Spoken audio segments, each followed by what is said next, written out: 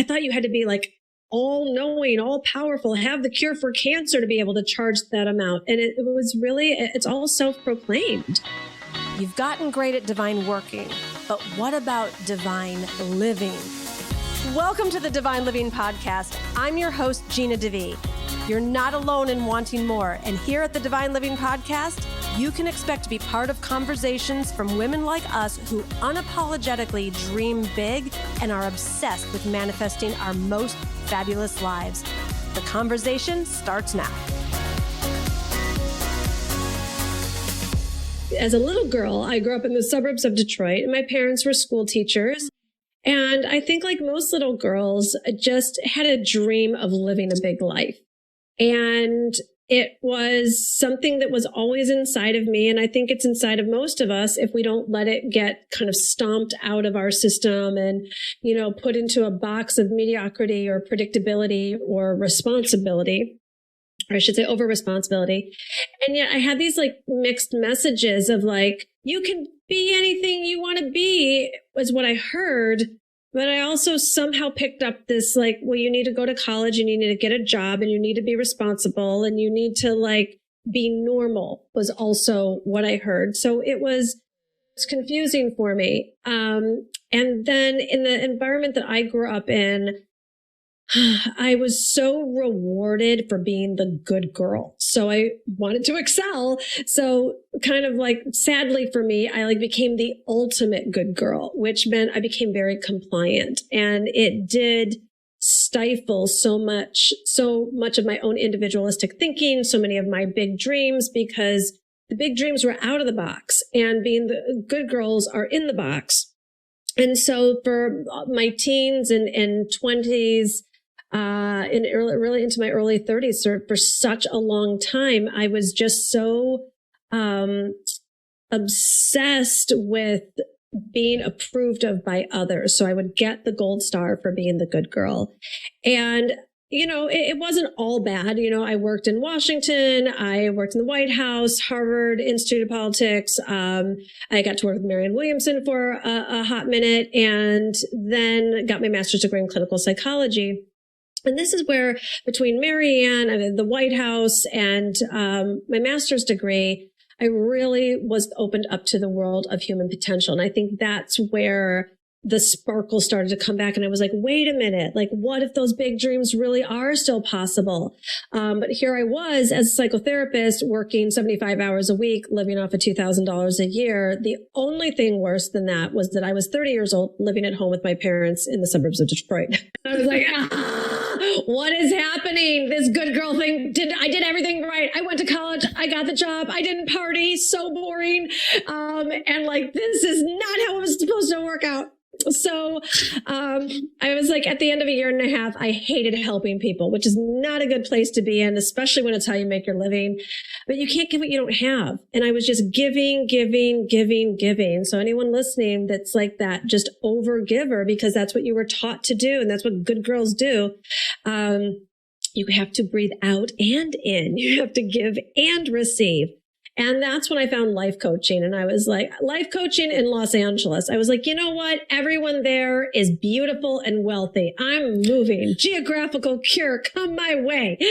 So I scrounged together some quarters and moved across the country. And I was no longer a therapist. I was a life coach, self-declared life coach, because life coaches can charge in packages. So I was no longer going to be consistently broke. I got to be neurotically broke. I might sell a package, except that I was selling $6,000 packages, but like one every 4 to 6 months. Not so sexy.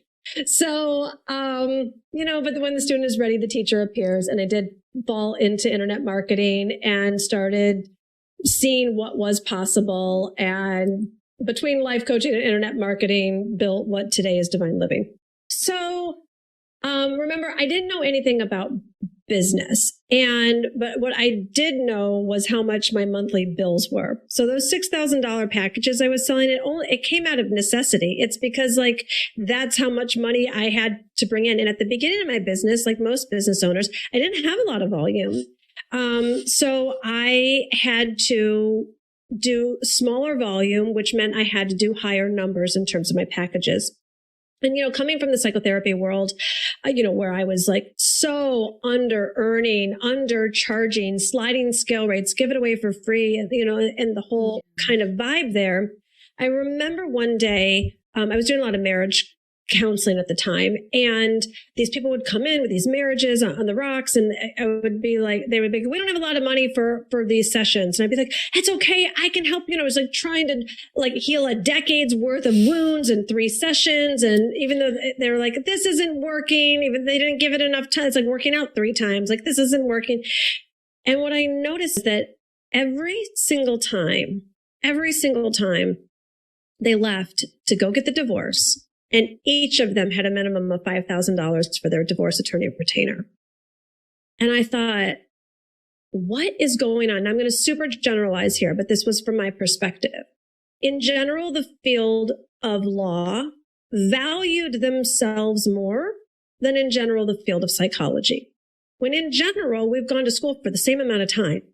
But therapists are supposed to do these sliding scale rates. And yeah, a lawyer might do a few pro bono cases here or there, but $5,000 retainer, And I realized then I was wanting other people to value me and my services more than I was willing to. Like I needed the external validation. And I realized that wasn't going to happen. It had to come from me. So when I went into life coaching, I had to really stand in my power. I value what I offer. I value transformation at the highest level. And I loved working with individuals and small groups of people. And I also loved making money, which meant I had to really get my wealth consciousness down to be able to charge the rates that I was charging. And I also took into account my superpowers, zone of genius, like the stuff that just really resonated with me. And even when I was broke, I always loved luxury. I was never into camping and Birkenstocks. And if that's you, great. It was never what I loved. And I thought, well then, Gina, why don't you become the luxury brand of personal development? Like you love luxury, you love high-end packages. And so, at the beginning, my high-end package was $1,000, but that was astronomical to me at the time for a one-day intensive. And then, the packages moved from 5 to 10 to 20, 50, 100, and over $100,000. And so I crossed 7 figures with 12 clients. I sold 12 people a $100,000 package. I had a 5,000 person list at the time. I didn't know anything about I didn't really know about internet marketing. I wasn't into all that stuff, but I knew people and I knew the value that I could provide. So I was just like, why don't you work with me for a year? It's $100,000 and 12 people signed up. That was when Jen Sincero was one of them. And, and a whole bunch of other people that people probably know at this point. So that's how I crossed 7 figures. I didn't let it get complicated. I showed up doing what I loved. I've always worked on pleasure principle. I loved being on stage. I put together a live event that I write about in my book and sold packages from the stage and kind of became known as this luxury brand of personal development. So that's how it got started. Well, it took from making $24,000 a year to 7 figures, 3 years. It's the statistics. Anyone can become a millionaire in 3 years. And when I first heard that, some speaker was talking on stage. I was like, in the back of the room, literally had $60 in my bank account at the time. I was like, honey, I'm about to see if that statistic is humanly possible. Because if it is, I'm going to take it. And it was. It was really about developing me in the process. So I had to, at first I was terrified to be visible online, not because I am an introvert, because I was going through a bunch of family stuff at the time. And I was terrified of what my family was going to say for me. I came from a pretty religious environment where you're not supposed to talk about money and focus on money. And I knew what they were all going to say. She's just in this for the money. And I'm like, people, please, if I was just in anything for the money, do you think I'd pick life coaching, like commercial real estate, the stock market, something like I'd pick, so I was so codependent and I was super scared of back to that, the good girl stuff. I was still in that at the time. Like I needed other people's approval to feel okay in the world. So I had to work through that journey. And, I do write about a lot of the incidences in my book where I really got cured of my codependency. I mean, largely, I don't know if you ever fully get cured, but, basically everything I was afraid of happening happened. So then I didn't have anything to be afraid of anymore. Like people were talking crap about me. My family said I was just in it for like all the things. So I was like, well, I lived through it. I survived. So, I think part of what I love about this industry so much is that it's about who you become in the process. And that's why I've always loved helping women make money. Yeah, money is cool and it provides financial relaxation, but it's about who you become in the process. So I've always said, if you want the best personal seminar, self-development seminar on the planet, start your own business. From the kind of clients that you attract, and then you realize I have to shift that, and the kind of team you attract, and I have to shift that, and how are you showing up in the world, and what kind of leader are you? So, it was a humbling process for sure, but it was a strengthening one. And, I started begging people to do a $25 life coaching session with me, and then $1,000 intensive days. And like, I could just feel myself graduate from the lesson. And every time I did, I raised my rates. So, by the time I remember like the seminar I walked into when I had the $60 in my bank account. And I did put myself in the room. I think the environment and proximity is power. So it's like first of all, I remember walking in the room and hearing that people were selling $100,000 packages. And I was like, that's a ripoff. That's a scam. People that are buying that are stupid because my opinion at the time, if you had $100,000, why would you even need a coach? Like money was the biggest mystery to me. So then I got out of the judgment on it and I kept showing up at the seminars and I kept meeting more people that were selling these $100,000 packages and the gap was getting shortened. Like at first they were so ahead of me and so far away from me. And then I would start having lunch with these people at these seminars. I was like, they're not any different than I am. Like, actually, I'm more educated than they are. I would watch them give the answers on the stage when people would ask for coach. And I was like, I would have said the same thing or possibly even something better. And so that's when I realized it was really that I thought you had to be all knowing, all powerful, have the cure for cancer to be able to charge that amount. And it was really, it's all self-proclaimed. And it's how you see your value in the world. And yes, your reputation is going to be connected to what results are people getting and it's a little bit of a twofold thing. But then, so I just kept staying in it, kept raising rates. I do write a lot of the stories in the book. So if you want the full detailed background, it's there.